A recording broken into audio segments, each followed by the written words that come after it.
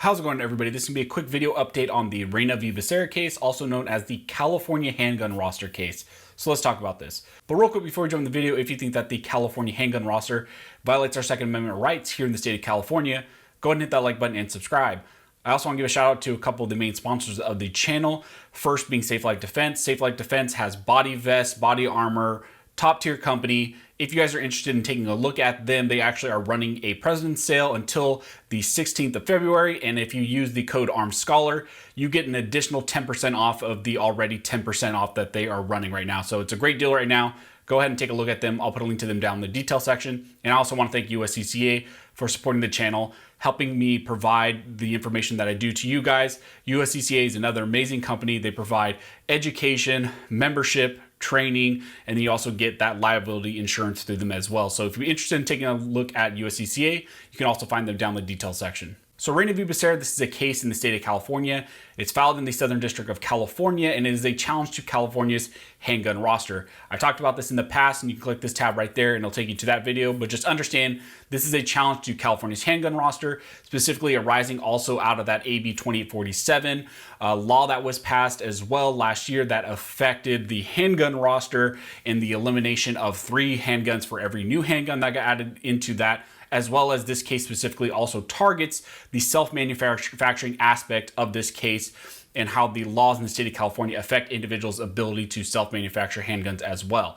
So that's just a quick overview down and dirty about what this case entails. Now, I wanted to give you guys an update on Renna v. Becerra because a lot of you guys were asking about this, and I'm just going to kind of just run through this real quick.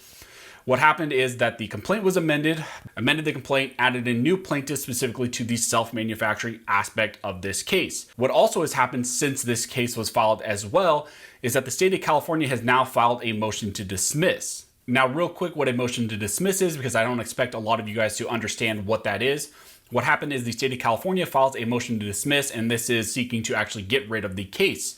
The whole basis behind a motion to dismiss is challenging the complaint, as well as it can challenge other things as well, essentially saying that the statements, the claims put forward in the complaint weren't sufficient to state a claim, and therefore the court should find that this is not a valid legal challenge and they should throw the case out. The 3 main bases for the motion to dismiss that you can see that the state had in their papers, the first one being that there was improper standing, claiming that the individuals named in the complaint don't have standing to bring an action like this. They say the fact that things may be removed from the roster because of AB 2847, those 3 handguns that we've talked about with the backdoor handgun ban that we've talked about extensively in videos on this channel.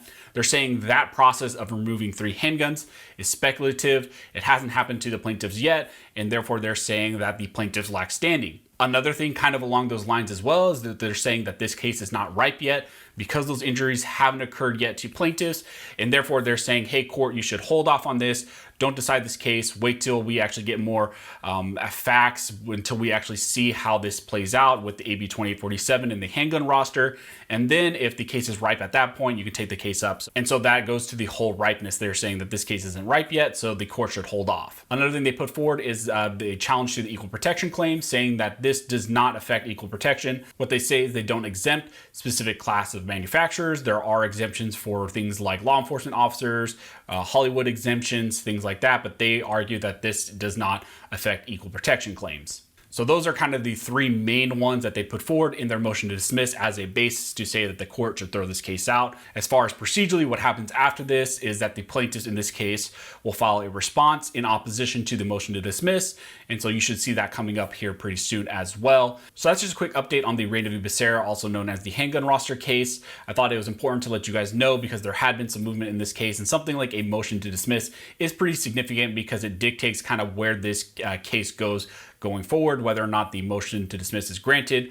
That dictates whether or not you actually go appeal up to the 9th Circuit right at this point in time, or whether or not if it is denied, then you just move forward with the traditional process at the district court level. So it really just sets up kind of where this case goes, but it is important to note in that people should be aware of kind of where this case is at. So if you guys have any questions, go ahead and comment down below and I'll try to answer the best of my ability. Also, if you like this video and like to support the channel, one of the best ways to do that is to like, comment, subscribe, and make sure you hit that notification bell because that helps the channel analytics, helps spread the word about the Second Amendment, also spread the word about things like this that are going on in the state of California. So as always, thanks you guys for watching. Don't forget to like and subscribe, and never forget, this nation was built by armed scholars. This nation will be maintained by armed scholars.